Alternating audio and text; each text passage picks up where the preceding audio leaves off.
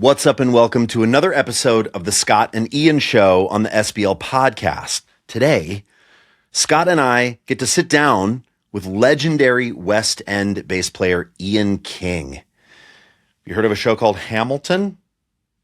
Ian King plays for Hamilton in the West End. Now, if you don't know what the West End is, it's the UK version of Broadway. And Ian King is in that mix. He's played a ton of shows with a bunch of artists. He's going to break down what you need here if you want to do that. I'm pointing at my head for those of you that are just listening to the pod, and what you need here. And I'm picking up a bass, right? We're going to talk about mentality and gear, and he's going to take us all through it. He is a lovely guy. And look, if you haven't checked out SBL and the learning pathways, he has recorded a soul and R&B learning pathway that I've gone through, talks about stacks and Motown, soul and R&B bass playing. It's incredible and comprehensive. And he just released a funk learning pathway into the academy as well. So be sure to check that out at scottsbasslessons.com. What else do we got going on at SBL? We've got Monday, the 6th of November, Todd Johnson is in the mentor seat doing Days of Wine and Roses, a melodic and rhythmic sequences. So check that out with Todd Johnson. Then the following week, Monday, November 13th, we've got Jonathan Herrera in the seat talking about melodic minor and more. Break out of the modal rut. You in a rut? You in a theory rut, bro? Break out of that. Melodic minor with Jonathan Herrera. That's going to be a good time. Hey, also, the Fretboard Accelerator is open for enrollment right now, and it is indeed the last chance to lock it in at the current low price. After this, it's going up.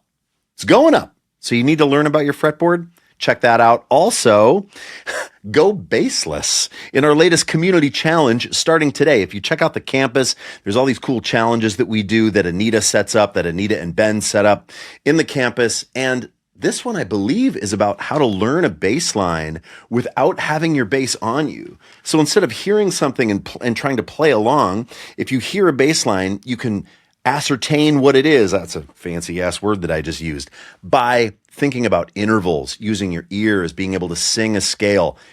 It's a crazy challenge, but that's happening right now at the campus. It's all going on at SBL. So check it out, scottsbasslessons.com. And that's enough of me. Here we go into this interview with Mr. Ian King. What we're going to do about the names today, like just for everybody listening, we've got two Ians on, so we're screwed. I've got no idea how to actually navigate around this. We've got Ian K and we've got Ian A. Even K and A rhyme. Like, man. This is not easy, is it? You have to get all formal. It's just an Ian takeover. Never too many Ians. This is just the way it's supposed to be. Yeah. We need King and Allison. King and Allison. Yeah, so if anybody's... Yeah. Okay, we'll go with King and Allison. Anybody that's listening right now, we have got both Ians with us today. We've got Ian King and Ian Allison. You will be able to tell the difference very easly because Mr. King has got a beautiful English accent. So if you've ever wondered what a beautiful English accent sounds like, it sounds like Mr. King. And if you've ever wondered what... Yeah. Well, you're sort of like from Westeros. If we were good, I kind of sort of like when I'm explaining the like accents to somebody from the States, I'm like, have you watched not Lord of the Rings, Game of Thrones? Like we've got the North, we've got the South. What's it called? Right. Westeros. That's where King's from, and I'm from the North. Yeah. Slightly the smellier people up north. And I have to say, it's a good job that this isn't smell-o-vision because I actually stink today. I'm just putting it out there. Yeah, and Alan. Like, God bless him. He's coming round later. We're doing another interview later, and he's coming around to interview that. And I'm absolutely going to have to apologise. I don't know what's going on. Maybe it's like a 45 thing, but I definitely smell today. So, yeah.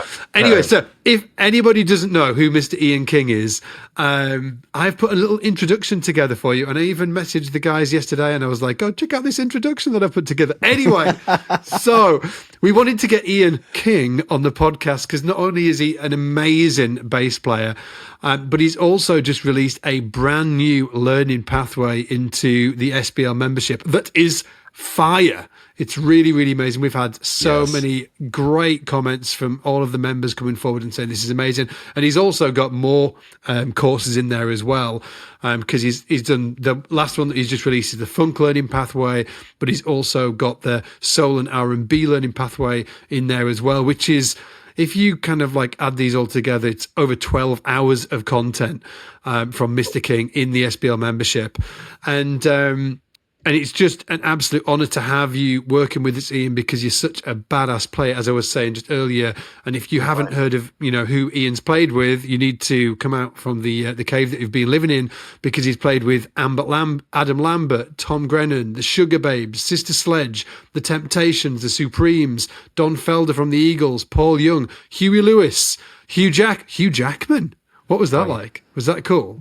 Yeah, it's pretty cool. I'm like He's a really secret nice Hugh Jackman fan. He's cool. I bet he is, yeah. Wolverine. We're a similar height. Wolverine. King has played with Wolverine. Incredible. Absolutely. Catherine Jenkins, Rick Astley, Albert Lee, and many more. And he's also toured arenas with Queen Symphonic, Andrew Lloyd Webber, Jesus Christ Superstar, Doctor Who Live, and the Symphonic Rock with the Philharmonic Orchestra. And... Jesus, man. He's held a bass chair in the West End for the Dreamgirls, Book of Mormon, Shrek the Musical, which I actually saw yesterday, Sister Act, Hairspray, and Fame and Daddy Cullen. He's currently playing in Hamilton at the Victoria Palace Theatre in London. In other words, he's... Great Christ, dude. I know, yeah. I have to sort of like put it out there. Yesterday when I was like, I better get an intro together for Ian, he's coming on the podcast, I was like, wow, shit, he's actually played with a lot of people. Oh, that's too kind. Great intro. I've got it. I want to ask you right away, Mr. King. Hello. All of those names, right? You hear all these names, and the question that so many people have, and that that I get asked, and I'm like, how do you even answer this? But I'm just gonna be one of those guys, and I'm gonna ask you this question, right out of the gate. What do you feel like is the common thread between all of these incredible artists that you've played for? Is there something that unifies all of these people in terms of their professionalism, their attitude? Is there something that you're like, oh yeah, people in the top all share this? Or is it sort of a random mix?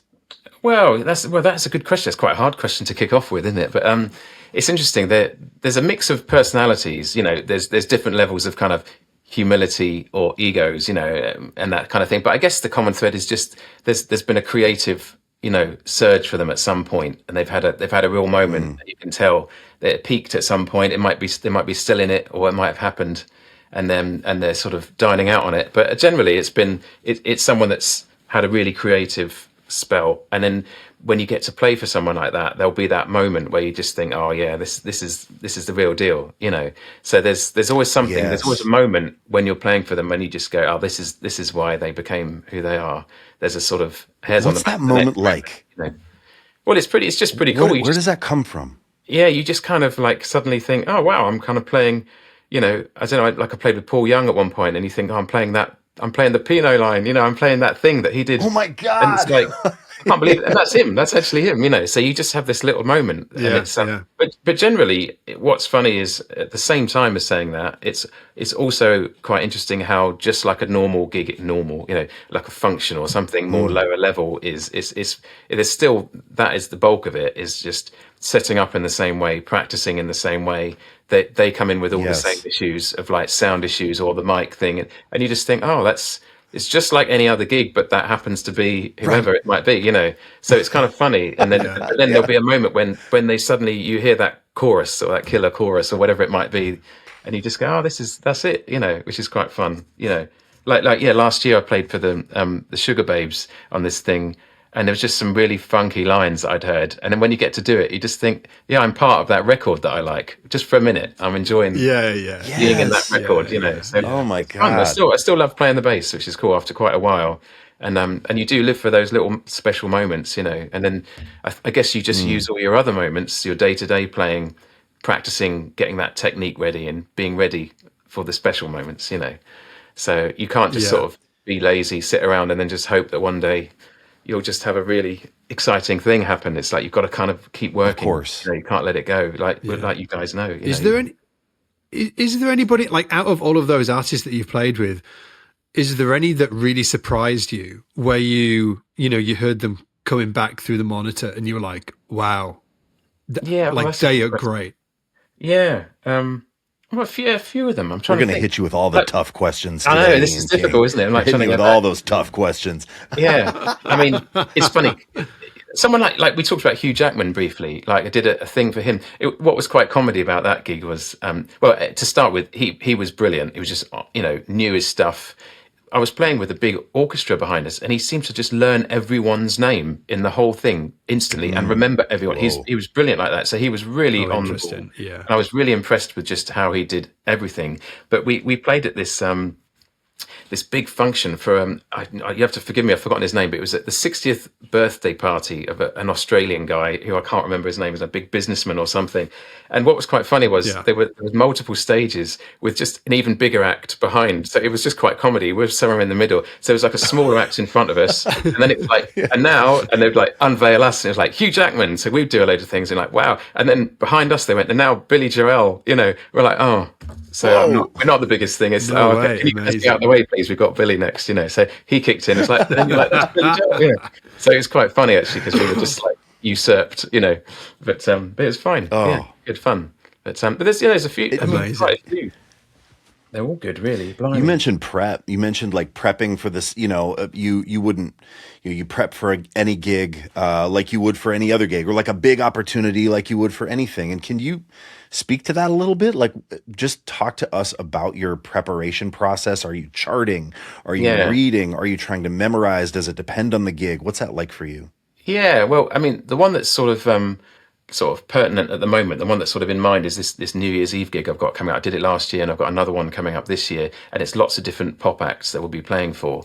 And in fact, I got a text from the MD earlier today, and he was like, I'm starting to put stuff in the Dropbox.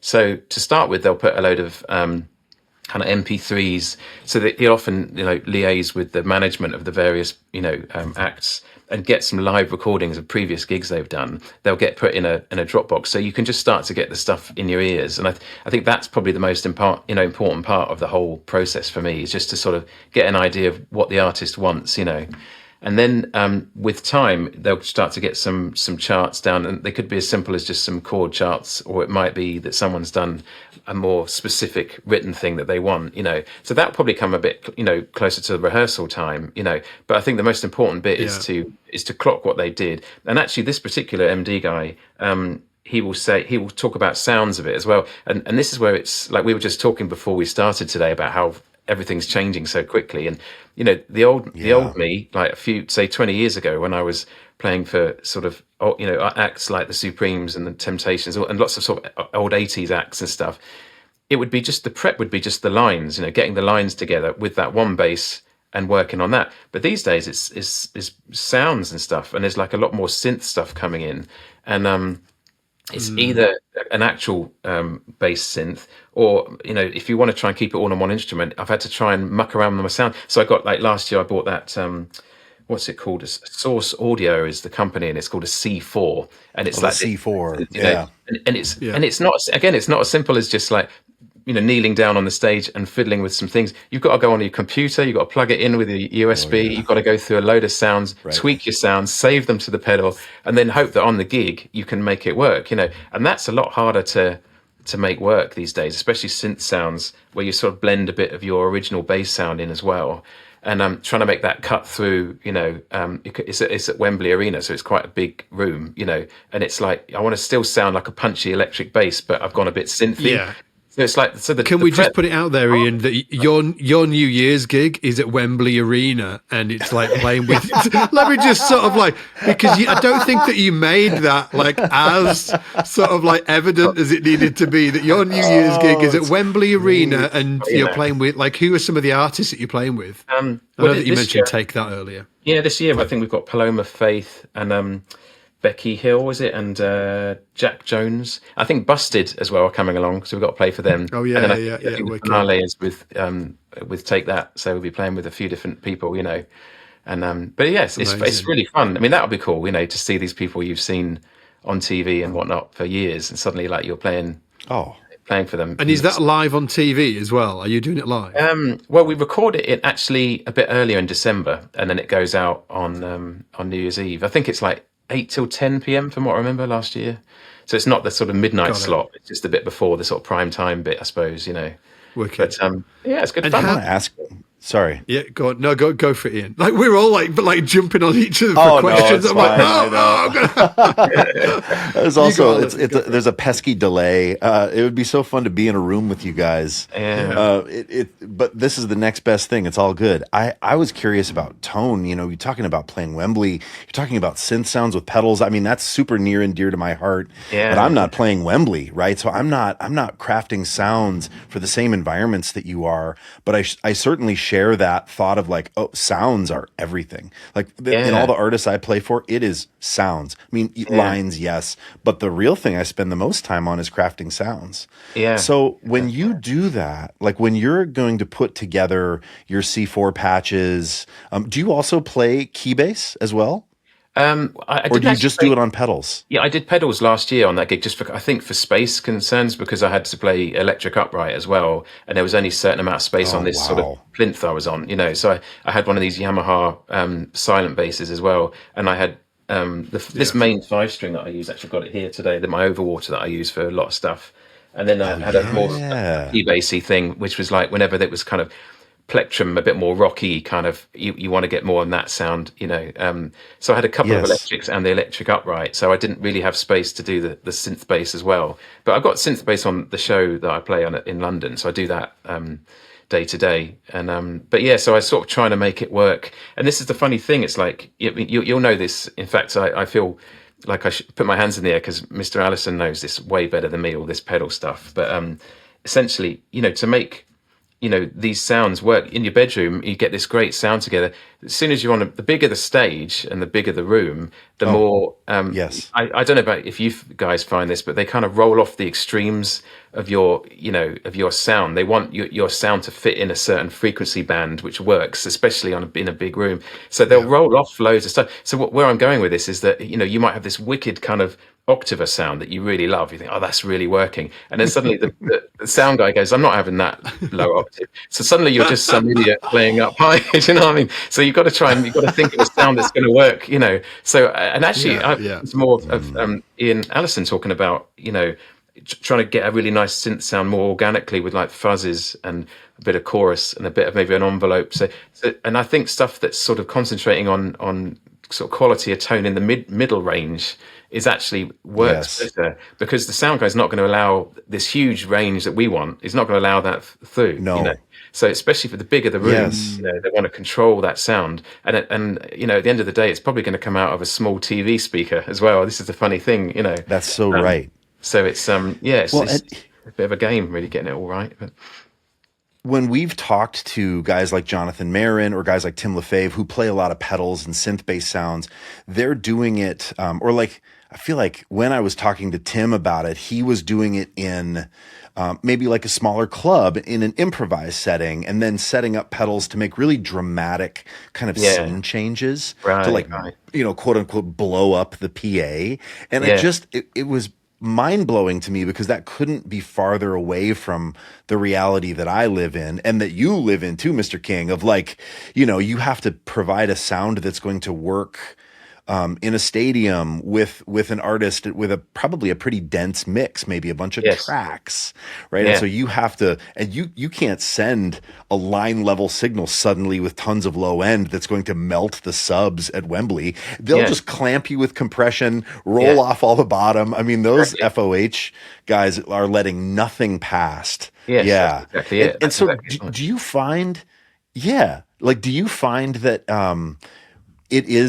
it's almost easier just to make it with pedals in your bass guitar than craft it on, what's the bass synth that you use on the shows? Well, on the show, rig. I've got like a controller keyboard. What's it called? Oh, my brain's gone now. It's a controller keyboard, and it's just that they've got like, it's all on the computer system for the keyboards, for all of the keyboards in the pit. So the sounds are kind of, especially with Hamilton, it's really locked down, you know. But I've got like one of those Novation bass stations as well, which is a bit more organic, so I can make my own sounds at home. You're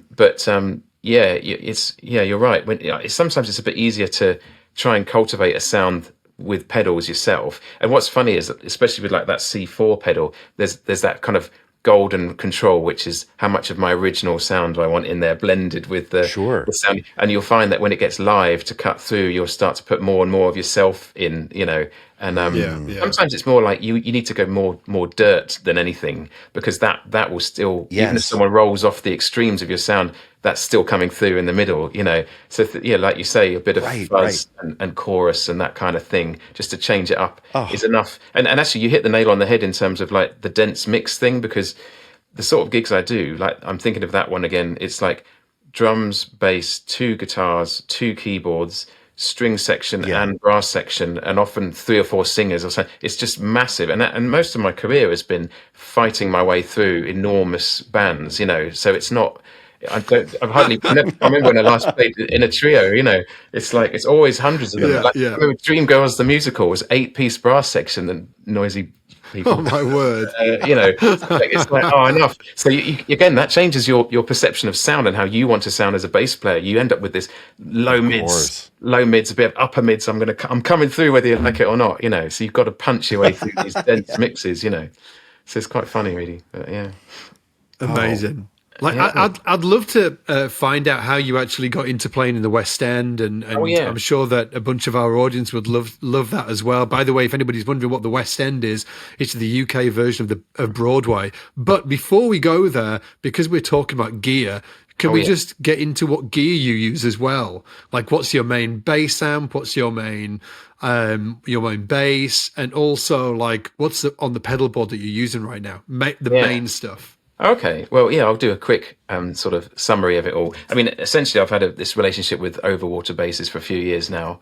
And I've got a couple of their just sort of 5-string. I mean, for anyone who can see, I know obviously this is obviously a podcast as well, but anyone can see I've got my main bass as a 5-string Overwater Jazz. And I've got actually quite recently... And you've got 2 of those, right? Yeah, I've got another one. Actually, I sold a big heavy one, and I've had another one of these built, which is more of an amber burst sort of thing, just to, for stand-up gigs. It's just a bit easier to deal with. I always put bars. Hold that right in front of you, Mr. King. Hold it right in front of you so that the YouTube. I don't know how it'll be cropped for YouTube, but so we can see. Oh yeah, that's beautiful. So it's got, I mean, I tend to What's the body on it? Yeah, so it's kind of like an ash body.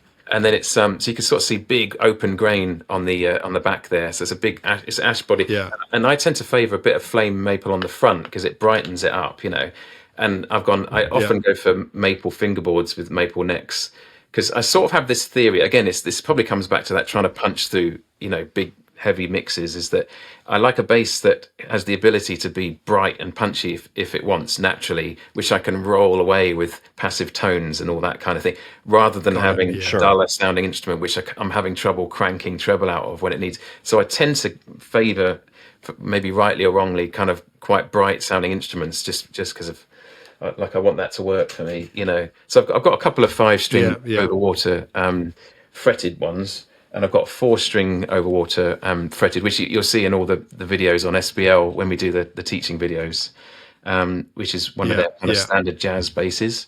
And then I've got a bit of a deal with Yamaha basses. So I've got the latest BB basses, the broad bass, I think they're called.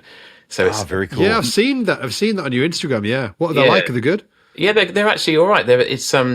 It's funny because my normal sound is all of the back pickup, all the kind of bridge pickup, and maybe 75% of the front pickup. That's kind of my general go-to sound. But with the BBs, you've got to think of them more as a P-bass pickup with a bit of backup of a little bit of the jazz. So I think of it more as a precision sound. So if I ever want a precision-y sound, I'll grab the BB and have the front pickup on full and just a little bit of the back one to help with clarity, especially, like I say, on those sort of stages. So I've got the 5 and 4-string versions of that. And actually I had the 5-string D fretted. So recently that's working really well as a fretless, And I'm trying to, strangely, I'm keeping, my collection a bit smaller mainly because I find that if I don't play things, the sound closes in. So I like to sort of have a smaller collection of basses that I'm playing a lot, and that keeps the sound. I don't know if you find this, if you dig out an old bass that you haven't touched for ages, first couple of days you're like, this doesn't sound as good as I remember. This is a bit dull. And then like about 3 days later, you're like, this is amazing. It's kind of like, wow, it's come to life again. So I try and just have a few basses that I use all the time, and then and it keeps them alive. Frankenstein. Hang on a minute. Hold on, Scott. Do you find that to be true for you? Have you experienced that? Bass you haven't played in a year or something? You'll prove me or wrong even now. 6 months, 4 months. No way. No, I will tell you, it comes from the same place though. So, but I've never thought about it like that before. So I'm not sure whether it's that going on or whether it's something to do with me. But what I have done, like many times, is I've played. Do you know, like an album that there's probably a terminology for this type of album. The type of album when you put it on and you don't love it immediately, but after like a week, you're like, grows on you. This is the best album of all time. Yes. Like I have had that with basses for sure, where I'll play it and I'm like, yeah. But then after maybe 3 to 5 to 7 days, I'll start to, and maybe it's what Ian's talking about, King, whereas the bass is sort of like coming alive, or maybe it's just I'm finding where the nooks and crannies of that bass are and how to make it work sonically. Right. Because you've heard me talk about this a lot, Ian Allison, Mr. Allison, where I talk about there is definitely a benefit to having a relationship with one bass, where you can really learn how to make the notes work and bloom on that particular instrument. And it's definitely different on all different basses. So maybe there is some sort of like black magic in there. Yeah, for sure. So I have felt that before too. Like thinking, okay, like picking up a bass and going, oh, that actually just happened to me recently with my old number one, which was the Antigua Jazz. I can't believe I'm saying old number one. I've just been playing these Mike Love basses more recently, but I've got this 78 Antigua Jazz bass that I absolutely love. And it's kind of a dog. I mean, it's heavy and the pickups are kind of weak, but I just put in the time on it, but then I've put it away and I'm playing these other basses and then I pick it up and you use this term closed in. That is exactly how it feels to me. But I have always only blamed myself. I'm going to start blaming the bass. Exactly. This is why I got pedals. This is why I got pedals. This is why I got into pedals. You can always just look at the floor when you hit the wrong note and you can just go, come on. You know? What the hell? Oh, it's the pedal. Exactly. Oh, you know? but I tell you. I have Smith, felt that. Yeah, Ken Smith's talked. We've talked about this on the podcast a few different times where I saw an article from Ken Smith. It was a blog, not a blog. It was a like an online community forum that he used to run. And somebody had asked him, hey, can I... I can't remember exactly what the question was, but it was something along the lines, hey, I've played my friend's old, like mid-80s Ken Smith or 90s Ken Smith. It's the set. I'm absolutely in love with that bass. Will a new one sound like that? It was like, if I order one from you, will it sound like that? Right. And obviously Ken Smith, from a sales perspective, he could just say absolutely. right. Yeah, it's going to sound exactly that, and he actually doesn't. In the post, he said, no, it's not going to sound like that because that instrument has been played for 2 decades, and that's going to do something to the wood.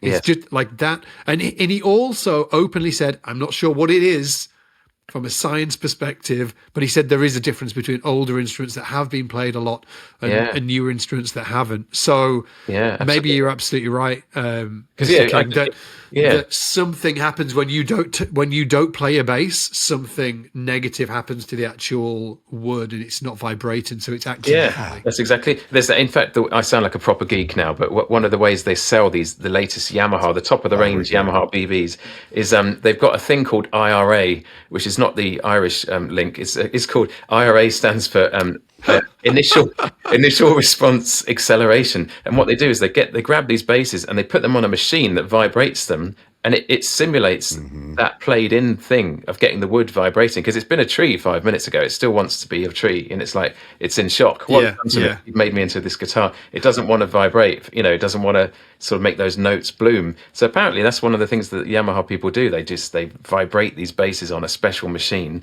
and you do notice it. You pick it up and it just feels played in, like the notes just kind of sing. But amazing. I can just imagine that the product guy is saying, at Yamaha saying, we've got this amazing new technology. It's called IRA. And then the marketing guy said, guy, I'm not sure about this name. I'm not sure about this name. But they went with it, didn't they? They went with it. They did, yeah. Quick history lesson might help them next time, but there we go. But yeah. But, I remember Michael Tobias doing that. I think I could be wrong about this, but if you're out there in the comments on YouTube or wherever you consume this podcast, where have you heard this? Because I definitely know of, like vibration chambers. I feel, these sort of aging chambers where, you're going to blast sound throughout this spectrum range at an instrument. Yeah. And the idea is to get the wood to open up, to start to resonate. And I have always sort of wondered if that was a load of hooey, but do you feel like you can tell on this Yamaha? Does it feel more resonant to you? Well, I mean, I guess you said it did. Yeah, personally, I do feel it just, when you get a brand new bass, I found it with my other, an Overwater I'd recently, I've taken it to the show just to play it every day because it just doesn't quite, the notes don't kind of sing yet. It doesn't kind of punch out of the bass yet. And after a while, it starts to just sort of resonate, and you can feel it. It's resonating more. But I did honestly find with the Yamahas, they just do feel a bit played in from the word go, So, and that's kind of one of the reasons why, why I don't have hundreds of basses. I had more at one point and I kind of sold them off, and I don't know, we could talk for 5 hours, couldn't we, about basses we've sold and shouldn't have, why did I get rid of that? It was really good. Well, but, while we're on the subject, I'm curious, did you ever have a period of time of collecting or just being excited about vintage basses? Because now it seems like you have these basses that are tools for the gigs you're doing. Not to say that you don't love them and they're not, artful, incredible pieces, but you've never struck me as the guy that is like searching for the 61p bass of your dreams. But did you? Was there a point that you did that? And if so, why did you change? Yeah, I've got to be honest. Actually, it's something that over the years has been niggling at me. I've got to try and find something a bit more vintage sounding for those moments, But because, like you rightly said, the sort of the kind of gigs that I get booked for kind of require, I guess, a more modern, not necessarily modern sound. I'm not talking like, fan fret MTD or something. And I'm talking about a sort of modern take on a jazz that's super quiet and hum free and blah, blah, blah, all very sensible. And because of it's all a lot of reading gigs I do, it sort of suits these Overwater basses, that kind of thing. But you're over the years, I've thought it keeps coming back to me. I want to try and find a really decent, I'd like to find a 78 jazz as well, because I think the three of us are all 78 babies, aren't we? We're kind of, we're all born in 78. Yeah, we are, yeah. Oh, wow. I didn't know you were 78 as well. That's so cool. That's it, Wow. So, incredible. The golden year. Who's the oldest? I'm September. What are you guys again? I'm July. You're July. I'm the end of this month. Oh, okay. So Scott's the oldest. Yeah, Scott, you're the elder statesman. You're the elder statesman. There's days in it, but you're the elder statesman, Don't worry, kids. I'll keep you on track. That's right. But that's the thing, But to get back to that, I've kind of wanted to, and the reason I say that is when I was up at SBL and I was filming the Funk Pathway, when we got to one of the final courses, I think I was recording the this Wolfpack style tune. And there were these basses hanging around, and one of them I think was a 78 jazz, and I picked it up and it was like, oh man, that sounds so good. It had that throaty, sound that we all talk about, and in fact that's on that recording, so it will be on the membership when they release those courses. Was it this one? Let me just grab it. Grab it. Oh, I wonder if you still got it. Yeah. It just sounded so good, and I suddenly thought, I've left it too late. I should have bought one of these 10, 15 years ago. But, I think the late 70s stuff is still obtainable, though. It isn't like crazy money like the 60s stuff. Yeah, was it this one? Oh, was it that one? It might have been. I'm not sure if it was that beaten up. It might have been one that you gave away in a previous competition. So I don't know if it was 78 or maybe. It was that color, Because that's not a 78, Scott. That's a 74. This is 74, yeah. It's badass, though. It's really, really nice. God, I think I know the one that you're talking about. Yeah. This is actually nicer. But to your earlier point, when you were talking about the gigs that you do require it to be super clean. Kind of, yeah. I was gigging a few weeks ago on that, and it's it is super quirky. There are definitely like areas on the fretboard where you're just like, can't really go there. Yeah. It just doesn't, so it's not it is interesting. Yeah. But yeah, and I was just going to kind of say, sorry to interrupt a bit there. It's that consistency that I need. For example, especially the sort of stuff I do in the West End, where, funnily enough, people say, "What's the hardest bit of playing in the West End?" Sometimes it's not that really hard run that's written into a part. It's something like the beginning of a song where there's just a singer on stage and maybe a little bit of piano, and then the bass comes in with a really high note and plays something melodic. So you're looking up at the conductor. And you haven't really got enough time to always keep an eye on the music. So you have a quick look at the music, you're looking up at this conductor, and it's so exposed, it's unbelievable. And you don't want an instrument that has quirks. You can't have that, if I hit the top string, it twangs a bit loud, so I want to play that a bit quieter. The bottom strings aren't really there, so I've got to dig in more. I just want a really, really consistent instrument, which is what the Overwaters are, from bottom to top. So you can play, often not looking at what you're doing, and you're kind of trying to keep your eyes between the music and a conductor or a screen with the conductor on. Yes. And you've got to take something out of the equation, which is a quirky bass. You just need to know that that's going to be okay when you're playing it, So it's that sort of moment where it's just, you might be playing 3 notes, but it's coming out with a big system to 2,000 people out the front. And you can't be like, oh, sorry, can we do that again? No, this is live.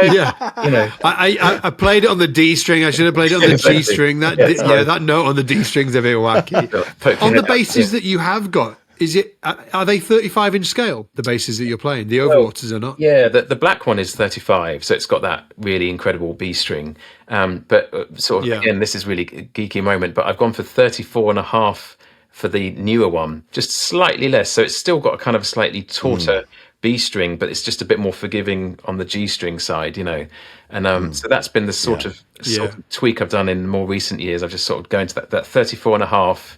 It seems to be a sweet spot. It sounds very specific, doesn't it? A half an inch difference, but I'm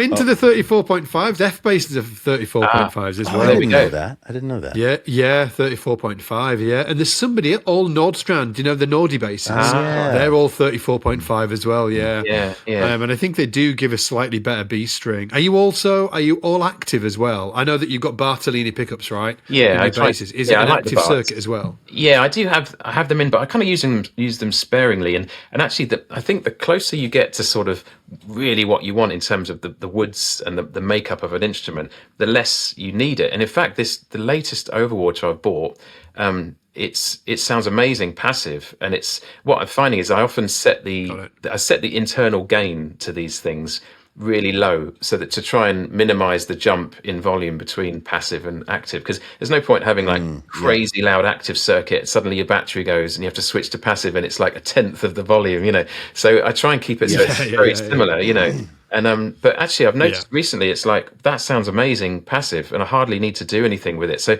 I have them put on as a matter of course, like the John East Uni Pre is the one I go for at the moment, which is very clean sounding. But actually, I'm sort of, and the Yamahas are passive, so I'm sort of doing that classic thing. You give me 5 more years, I'll just be back to a P bass and just throw the hat in like everyone else does. we all do it, don't we? We start with a P bass. You buy 406 basses, and then at the end you just go, "Oh yeah, the P bass was the one." Just sort of go, yeah. Well, you hang out with all of the other, I'm sure that you all don't go and hang out at the pub together on a Sunday, but you get my point that all of the other West End bass players, right? Yeah. Is it a very similar approach across everybody else? Everybody wants a really even response bass. Yeah. Are the majority of them playing active 5 strings, for instance? Yeah, to be honest, a lot of them are playing Overwater 5 strings. Is quite funny. It's a bit like, you see that people would get, booked for, can you come and record Fender bass, please, on my records years ago. And now it's, when you go to the West End, it's like, have you got an Overwater 5 string? So a lot of them have got that. Yeah. And a few people have, I know that are a bit more into the vintage thing, but you don't get to use it much in the West End, because if you imagine there's, the premise of these West End shows is that there's a lot of different types of music often in 3 hours. And I've done ones before where like 1 minute there's a kind of pseudo salsa moment, then there's a sort of ballad, then there'll be a kind of big band swing number, and then there's a sort of funky thing, and it keeps just chopping and changing. So you can't, these sort of super J's, you know, just seem to just cover everything. Like I can, there's a sort of reggae thing we play for a short while in Hamilton, and you know, it's front pickup on, passive tone right down. I've got a quick, you know, second that I can do that, and it just sounds like a different instrument for a minute, you know. So they're kind of the go-to instrument in the West End, just because they're so versatile, and there's not much time to change between instruments. Like you'd be surprised. Like where I am now, I've got the double basses on this weird little stand that holds it upright right next to me, you know, so it never really gets put down. It's always just ready to grab. And I've got the synth basses kind of tucked under the music stand, and I've got a few basses to my electric basses to my right, and I'm just constantly switching between them all. So you've got to minimize how many instruments you have, really, you know. But yeah, wild, still fun. It's all good. That is so. It's so cool. I mean, to be thinking about like what's the best for the show, right? And you can't have, like you say, your quirky hollow body with a bunch of dead spots. Yeah, you know. Well, it's funny. And it's so interesting because that stuff gets cool. Like that stuff people talk about on forums, or there's like session bass players, because on a record it's so different. You know, you can have something that maybe doesn't have. You don't have to have the same versatility because you're only playing one thing on a song potentially. And so those things get like cool, but then sometimes, man, you know, there's this real odd disconnect between what gets cool on the forums and then what is actually useful, useful in, you know, your own personal live or studio situations. It's so fun to hear the perspective. It's really cool. The only one instrument I did manage to get in extra on Hamilton was there's a hollow body moment. So there's a little song that gets played a couple of times where it's sort of more of a Beatles-esque or bit Beach Boys. So it needed a hollow body, you know, the whole kind of flat wounds, plectrum with palm muting. So what I've got for that is a Lackland one, because it's 34-inch scale, and a lot of the line is up high, and it stays in tune a bit better. If I'm honest, like those little short scale Hofners, you know, they're amazing, but they don't always stay in tune up high. So that I have been, you know, I managed to get a Lackland hollow body in, but that's it really. That's just the 4 I've got for that show anyway, you know. So it's that's fun. That's an amazing. Can we instrument. talk a bit? Yeah. Can we talk a bit about playing in the West End, Ian, and just for sort of like to make it for context for the listeners? When I was, and I'm not sure whether it's the same now. Maybe it is. Maybe you know better than I do. But when I was in my early 20s, and even actually before that. So when I was, because I used to work at Overwater Basses, obviously, and all of these West End guys had come up, and Chris would talk about like the pinnacle of being a pro musician in the UK, other than working in the studio scene, which was actually dying at the time. The pinnacle for a musician was working in the West End. It was like a big deal. And that was obviously, you know, we're having these West End musicians come to the workshop, and we're building basses for them. And then when I moved down to Leeds, and I was where I live now, and I was living in, you know, houses full of music students all going to Leeds College of Music. And then friends of mine were also going down to the Royal Academy in London. Like, still the narrative was, like the pinnacle is being in like a musician in the West End is like it's where everybody would love to be, because it's, you know, you're playing in, it's a steady gig obviously, but you're playing with world-class performers, world-class, you know, obviously artists as well that are on the stage, and dancers and ensembles and stuff like that. It's like it's really freaking cool. But for you, like, well, first of all, how did you get into doing that? Like, how did you get into doing your first West End gig? Oh, okay. Yeah. I mean, well, the funny thing is with me, it was a longer journey than maybe some people. Like, and I guess the funny thing was, you know, I started off bass probably similar to a lot of people, early teens kind of thing. And then I got a job, because I'm from the Isle of Wight, you know, down the south of England. And I got a job when I was 16 in a holiday camp, which quite funnily enough is a bit like a mini West End show. So it was kind of like 16 years old and you're playing 6 nights a week, you know, a little house band playing band sets and then backing cabaret artists as they come in and lots of reading. And it was kind of quite a quick little schooling for me in that sort of world. So that got me to you know, play a lot. And then I got into music college sort of off the back of that, really. I went and did an audition and got sort of, I guess they call it an unconditional offer, because I hadn't done A-levels. I'd just done the holiday camp. That was my little bit of education, you know. So I did that. That got me up to London. And then once I was up in London, where it all seems to kick off, well, for me it did, was I joined this thing called NIJO, which stands for National Youth Jazz Orchestra. And once you kind of once you get there, you meet loads of people that you'll basically stick with for your whole career. It seems to be where people's careers seem to take off. And in fact, when I first went to that, it was Yannick Gwizdala who was the bass player on it in NIJO 2, which is like the rehearsal. I was about to say it's like a rite of passage, like rite of passage is NIJO, and like Yannick Gwizdala was the bass player, Rufus Philpott was the bass player. Phil Mulford used to be in NIJO, right? Yeah, that's it. It's like, and I know him well now, you know. So I did NIJO, and then I met a load of people, which I then I know to this day. And then what I did about the best part of 10 years, I just did a load of like functions and different bands, like disco bands and you know, different function bands, like Latin band I was in at one point. I just played loads of music and maybe did some touring shows around the country. Just got that sort of, you know, experience that you need. And then later on, a guitarist friend of mine called Adam Goldsmith, he knew that I needed a bass player for the Mamma Mia world tour that was going out, which is all the ABBA tunes, you know. So I went to, what was funny was they set up a meeting for me to go and meet the musical director and the fixer, who's like the agent, you know, for the musicians.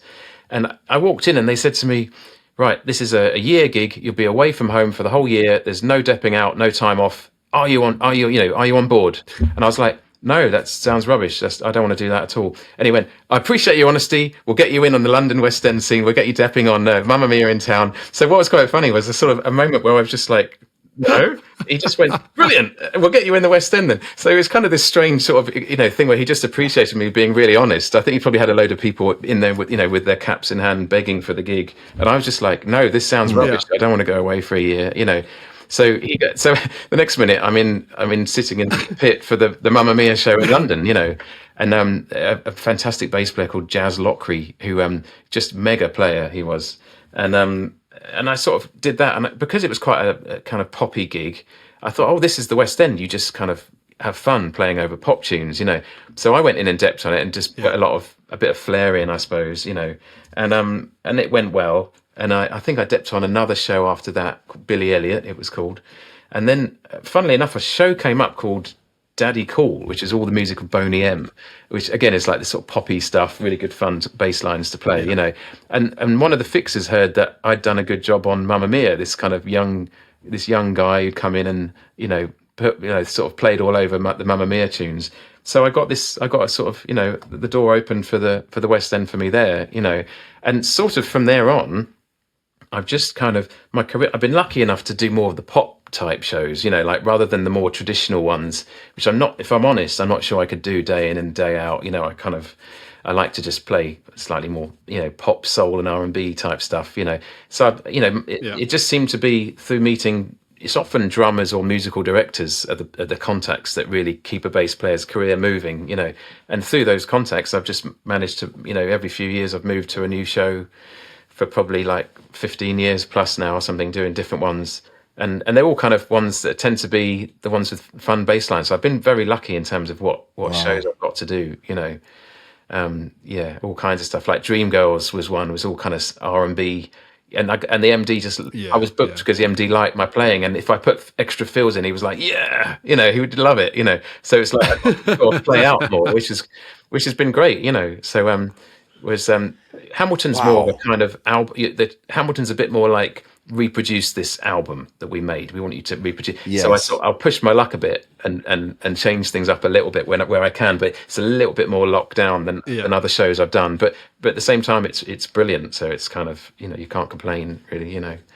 So it's if somebody wanted to go down that career path, what would your advice be to them? Like, what are the key skills that they need to acquire? Yeah, well, yeah, that's a good question. I mean, it's essentially, you need to be able to read music, but not, I wouldn't say sight read. I think some people get this kind of fear. I can't sight read. It's like, you don't really need to sight. If you're going to go and record on a film, then yeah, you need to sight read because it's time is money and you're in the studio. But the West End stuff, you often get to prepare a little bit.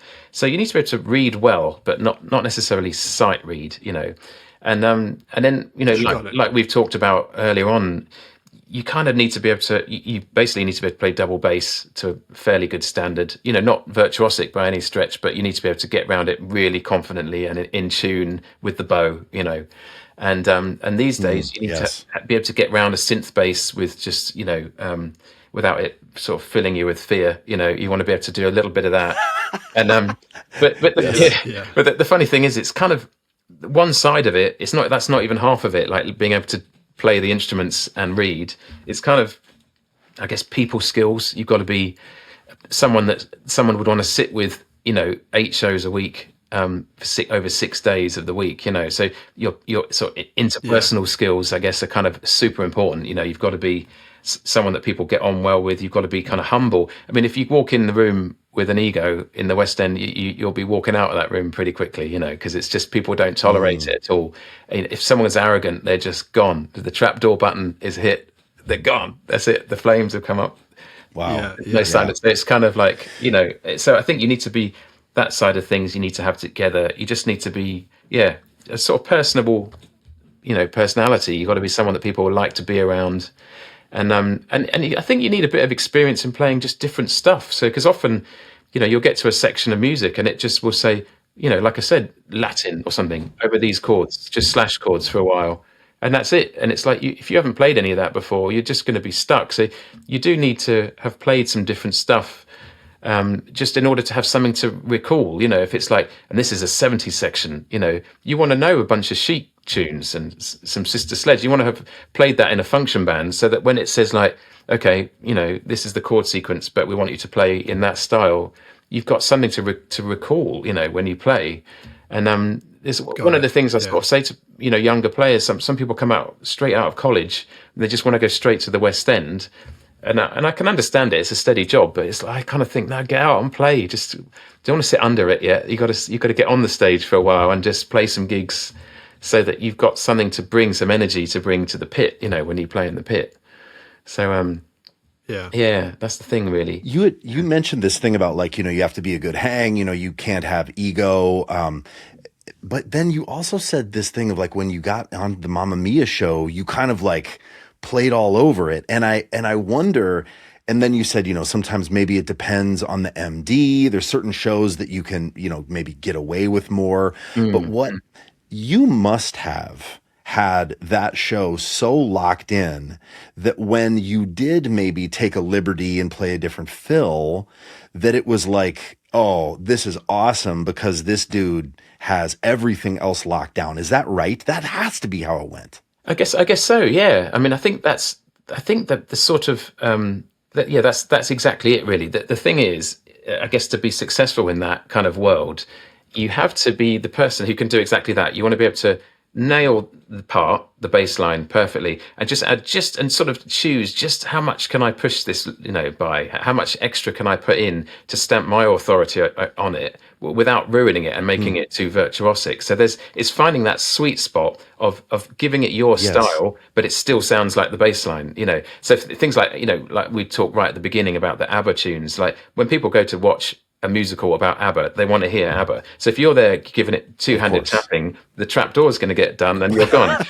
So it's like, you know what I mean? So, but if you can put some fills in, having, for example, listening to the original records and you listen to the sort of fills that were happening in there, and if you sort of, take them on board and then you play in that style, just sort of, pushing the envelope just enough to be like, oh, he's good, isn't he? But it still sounds like that music. I think that's the sweet spot everyone wants to get to, It's sort of, you want to be booked for a reason. Great. You want to be like, if everyone was just efficient and perfect at playing we'd all be robots. And it's like, you pick anyone. But so you want to have that thing where you could play really accurately, but there's something about you that's, I like what he does. He puts some cheeky things. Oh, I love that. Love it. Yeah. I love that. I've never heard that kind of take before. I've always sort of assumed that you're playing, the ink, that you're like on the page always. And maybe there's a couple of moments. I mean, I haven't lived in that world hardly at all, but I've always assumed that. But I love that there's this thing of like, of course you got to learn it, but then maybe you take a little liberty when it's called for. Yeah. And just to point out the crazy elephant in the room. I don't know if you guys hear that. My furnace died, and there is a crew right in the next room that is just drilling some shit into a wall right now. Building a furnace. Oh my God. I love the way that you guys call it a furnace. What is a furnace as well? Like, I'm not sure that we have furnaces. A furnace. We have we call them boilers over here. Yes, it's a boiler. But that's because it's water heat, right? Like you heat with water. And the water goes into the radiators. Yeah. This is like a forced air situation, so it's air that blows. Oh, okay. And then it also is the same way for AC. And I know you guys don't have AC, right? We don't have AC, no. Right. So it's like I'll tell you what we've got. Shall I tell you what we've got? Freaking mud. We've got mud and just wet crap weather. Yeah. I've been pissing and moaning about this for the last week. It's awful. Yeah. That's it. And then you get to it's the worst. summer. When you get to summer, there's 2 weeks when it just goes unbelievably hot, and no one in this country knows what to do. None of us have got AC, and we just all moan and just sort of lie around not knowing what to do and complaining. Yeah. Look at Googling AC units and not actually. I don't buy them, and then I go to the next year, and it keeps happening on repeat until we die. And we still haven't cottoned on with AC. Yeah. But, yeah, everybody's making them sort of like, do you know them sort of like homemade AC units? Yes. Where they don't freaking work. They just don't work. I can remember sort of like we tried to rig one up in the living area in our house, and we had sort of like these fans, and we had like ice, and like my brother's sitting in front of it, and he's like, I can't. It's making it worse. Exactly. It's making it worse. I'm just humid. We just like humidity to the whole thing. It's humid. Yeah. Oh my God. Well, Ian King, you've been up in that. You've been up in SBL HQ. Yeah. I don't know if it's been hot up there for you, but there was a time that I came over to the UK and was making the slap accelerator with Scott. And I mean, it was 100 gazillion degrees up there. I mean, it was so damn hot. We would just absolutely drench our clothes at the end of every session. And they had a little R2D2 kind of, AC unit that they'd pull in and turn on in between takes. And it'd drop 1 degree off of the room, That's exactly what happened here when I was doing mine as well. I just went over to that AC unit in between takes and just try and get my hands in front of it. And then we go back to the thing, and I'd be slipping all over the bass trying to look like I know what I'm doing. Just killing your strings. Yes, that's the thing. It's very hot. Brutal, isn't it? Yeah, there we go. It's what it is. Yeah, it's the worst. Yeah. Hey, should we talk? Just talking about recording. Should we talk about the pathways that you've done for SBL, Ian? Because like I was adding up the content, and yesterday I was like, whoa, there's like over 12 hours of content. And I've been through those. I've been through those courses, and they're amazing. So if anybody hasn't checked them out, there are 2 learning pathways. One's the one that we just released is all about funk, and the other one's all about soul and R&B, and they're like meticulously put together. So good. They're so good. They're really meticulously put together, and kind of as an educator. Intimidating for me. Like I looked, I was like, whoa, like there's obviously so much work gone into them, and because they're so step by step, and you're adding in each little element as you go through each of the lessons. Like how did you put all of that together? Well, it's funny. I mean, I do a lot of prep and a lot of thinking about what I want to put in these courses, so it's not just a bit random, and I guess my headspace is always that I don't want people to, because they're all song based, they're really fun pathways because they're song based, so people get to learn lots of music. But I'm really mindful of, I don't want them to just learn a lot of songs and then finish the pathway and go, okay, now what? And be a bit stuck. I want them to really know what they just played by the end of it, So the soul and R&B one was a little bit more, I guess it came together more organically just because of the fact that, there are all these subgenres, which are almost like every decade from like the 50s upwards,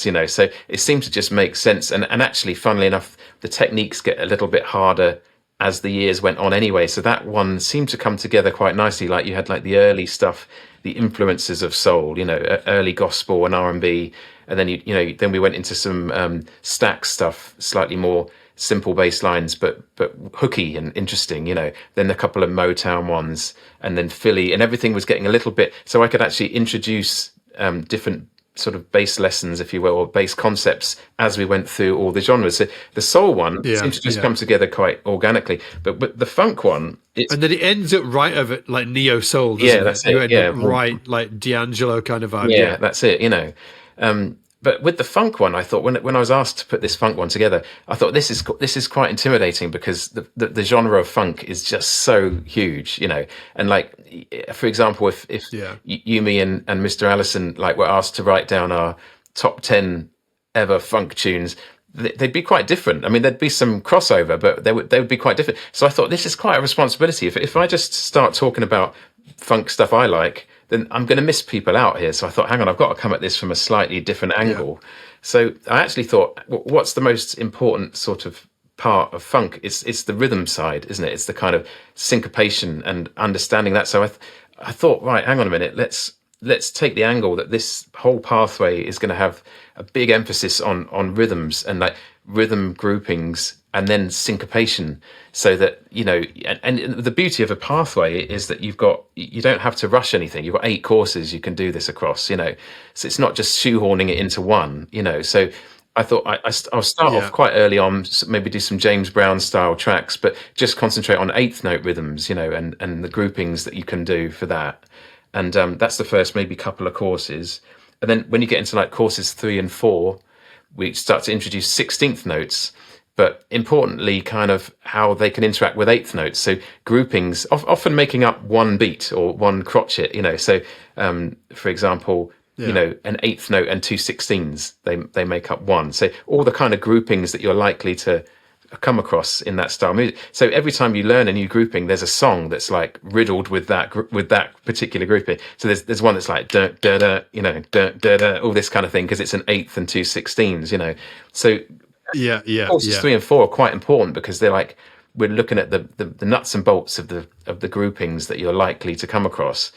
And then only when you get into like courses, I think it's 5 and 6, do we start to remove notes or remove things from those groupings. And suddenly with that syncopation, you start to hear, oh, hang on, and that's really funky rhythms that I've heard a lot, For example, if you've heard, I don't know if you can hear can you hear my bass if I play it? Hang on a minute. If I just do that, can you hear that a bit? Is that coming out? Yeah, like, absolutely. If you've got, for example, 2 16s and an 8, and it's like that, and then you've got flip it around the other way, you've got an 8 and 2 16s, you've got like that. So if you put those together, and this is when the courses 5 and 6 start to come together. If you put those groupings together, but you remove the 8th notes, you've got this thing. You know what I mean? So suddenly you've got like, I can hear that early grouping that I learned in another song. All I'm doing is removing some of them. And the beauty of that is that I'm trying to get it so that people can be really accurate with their placement, So when they play bass lines, they're hearing what it's based on, So anyway, and then obviously there's lots of songs that are based on, like I did one that's, that particular song I've just shown is a John Scofield influence thing. There's a song called Hottentot, which is, if you look up, it's sort of got that vibe about it. So I did a song in that style, So so you kind of start to learn about syncopation and how removing notes or tying notes together gives you these funk rhythms that you hear a lot, And all the time you're kind of embedding the muscle memory. I guess that's the idea. I was trying to get people to get used to playing all these rhythms, And then when you get to like courses 7 and 8, that's the kind of in the style of tracks. Because and it's funny. There's Eric, who's sort of the one of the education the heads of education for SBL, and I would chat to him every so often in between making these courses. And I'd been so methodical with like courses 1 to 6. When we chatted about 7 to 8, he was like, Ian, time to make it fun. This needs to get fun. Make it fun. It's like, we need more fun. So it was like, it'd been so like class, it'd been like everyone, you're at school, So by the time we get to courses 7 and 8, suddenly it's like the tracks in the style of, what is it, Larry Graham, and Flea and Mark King, oh, cool. the slap-ons, Great. and then Bernard Edwards and Francis Rocco Prestia, and then and Joe Dart from Voltbeck. So I sort of went, but the idea is there, but by the time you get to those final couple of courses, is that you're understanding the rhythms and your hands are sort of used to playing them, if that makes sense. It sort of sounds a bit strange, but it's like I want to try to embed some muscle memory in people so that they've played that particular rhythm over and over in another song, and then when they come across it in something more complicated, it's like they've got used to it and they've understood where everything's subdivided and that. So it's sort of a bit of a maths lesson. It's like 6 courses of maths and then you get to play Flea, So it's Yeah, well, just bouncing off the back of that, it's definitely something I've experienced before in terms of like when I've been working with students who have been playing rock for a long, long time. When you start working on subdivisions with them, 16th subdivisions, it totally screws them over. Yeah. Because they just haven't felt it like that before. They've been feeling longer periods of time. Right. So they really, I'm always getting the students to work on their subdivisions. Yeah. Always, also pointing them in the direction of, R&B as well, Motown stuff, James Jamerson, because of the way he played was so syncopated. Absolutely. It's just a really nice way of getting people to start actually hearing music in a slightly different way. But to your point, it is really important to start getting comfortable playing those subdivisions on the instrument. It's so important. It's something as like kind of when you've been doing it for so long, you take it for granted. Yes. Yeah. But then when you're showing it to somebody, they're just like they're just not hearing it in the right place. Yeah. So I love it. Yeah. Absolutely. So that's I went through your sorry, Mr. That's King. cool. That's cool. Go for it. I just wanted to give your amazing pathways a plug because I went through a good chunk of the R&B pathway and I learned so much. Oh, cool. And it is so like everybody listening, if you're like, I don't really know that I've got my R&B Stax Motown game together, get it together with this pathway. It will. If you go through it and you work on it, it will get it together. And if you're like, I guess, I've play that funky music once or twice in a function band, but I don't really know funk, but I love that word and I think I want to be funky and I want to dive in. Like if you do, I have no doubt. I mean, I haven't done the funk learning pathway, but I can't wait to do it. I mean, really, I'm so excited to just dive in from square one. And that's what I would recommend to everybody too that wants to check these out. Dive in, even if you think you're an advanced player or you can start halfway down the pathway. Don't do that. Halfway down the pathway sounds like a tune that we need to write. Second album. Start from square one because everybody has gaps. Even if you think you're the baddest funk player, you have gaps in your playing. Even if you think you know your R&B chops, start from the top. And Ian King is going to sort you out.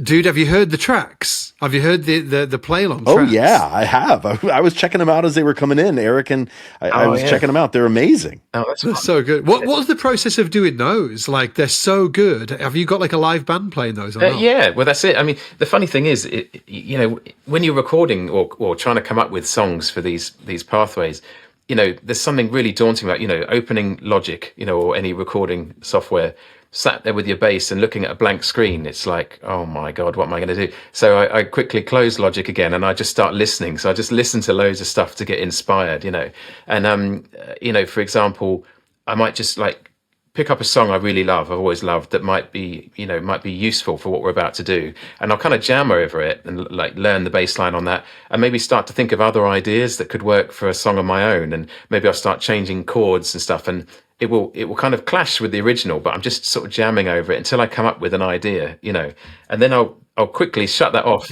go back to Logic and quickly chuck a sort of Logic loop in, a drum loop, play over it, get the idea down, and then I'll then get the bass line. I'll do myself a chord chart. I'll sort of create a song with a few sections and stuff and some notes about what inspired me.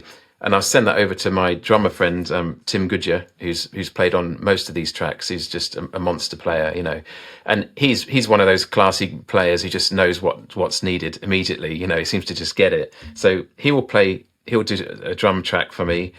He'll send it over. I'll then re-record the bass because it will, the Logic loops are a bit wobbly sometimes. So I'll then re-record the bass, so it sits perfectly with what he's done.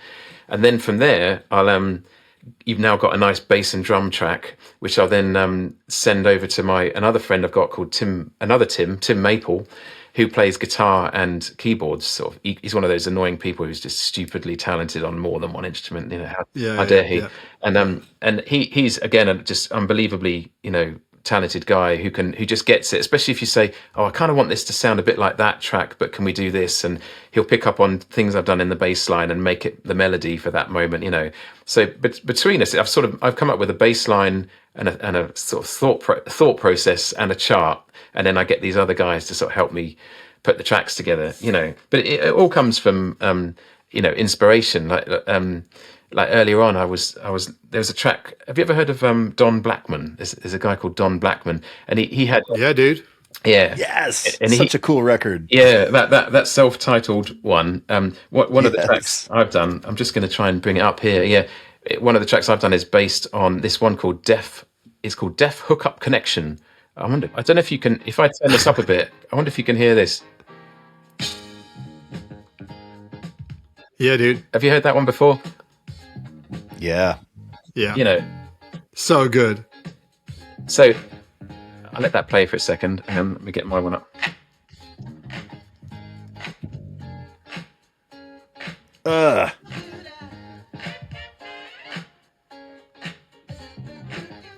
So having sort of jammed over that for a bit, then you'll hear this where this is one of mine. This is like inspired by that, slightly slower.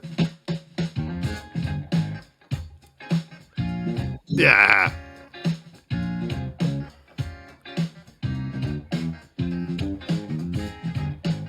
So you can hear the inspiration there. So it's sort of that's in course 5, and that's sort of illustrating one set of rhythms and stuff. So you can sort of hear I've jammed over one, and then I'm like quickly shut it off, and then like get something similar down. So it's always inspired by stuff. It kind of seems to work anyway.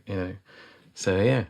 Just honestly, they're just so good. Every time I listen to, I can remember you sending through the Prince one, and I was just like, "This is outrageous." Yeah, it was. Cool. So good. And I sort of tried. Yeah, which one was that Prince one? Have you got that? Have you got that on your on your computer now? Yeah, I might have it here. Is that this one? Stick it. Let's see if this is this it. Cheesy sounds.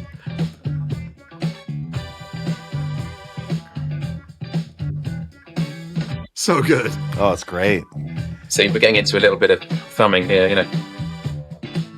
Yeah. It's Minneapolis, baby. Yeah. Yeah. That's kind of that's based on. There's a song called Head, by Prince, and I just put the push in somewhere else in the bar, and then kind of created something on that, But and when it came to the in the style of ones, I kind of tried to pick up on things that player did, like someone like Mark King from Level 42. He's known for like obviously amazing slap playing, lots of octaves, but he plays tenths a lot. So I don't know if I could give you 10 seconds of this one, but it's like I've tried to put something that had loads of tenths in it. Here we go. Hang on. So the classic D A.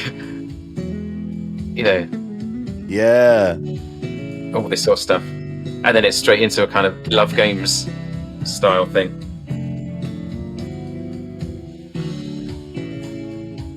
Anyway, I won't bore you with it anymore, but it's sort of trying to things that learning bass is so much freaking cooler now, isn't it? Yeah. Like it's so learning bass when we learned it was shit. Yeah, it was harder. It was certainly harder.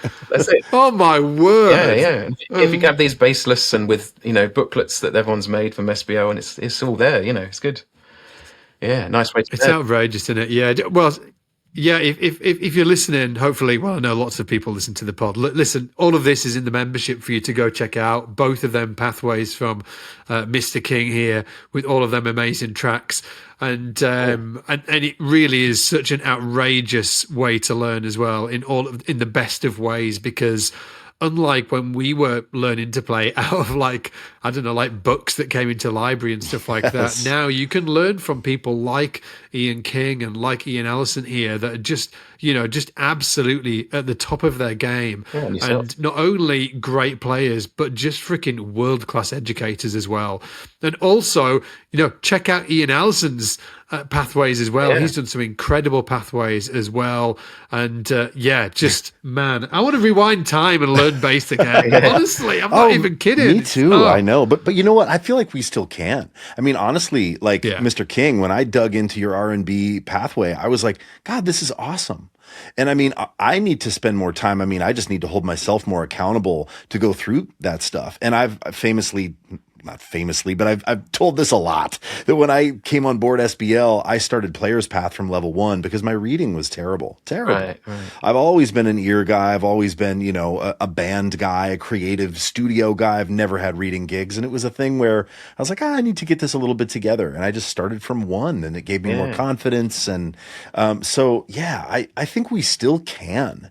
And it's funny, Scott, that you say that, because my wife the other day was like, what if she said, what if I wanted to learn a little bit of bass? And I was like, I hate that I'm going to say this, but I think it's SBL. And she's like, where would I go first? And I was like, you're going to hate this even more. I'm like, but I did do 3 beginner learning pathways. And she's like, oh God, I've got to learn it from you. Dude, like if Lisa turned around and she was like, what if I was going to learn bass? My first thought would be, this is the end. This will end us. Oh my God. You want to be like, you should be like, or guitar. Yes. We need drummers on drums. Or drums. Yeah, we need drummers. Yeah. Yeah, exactly.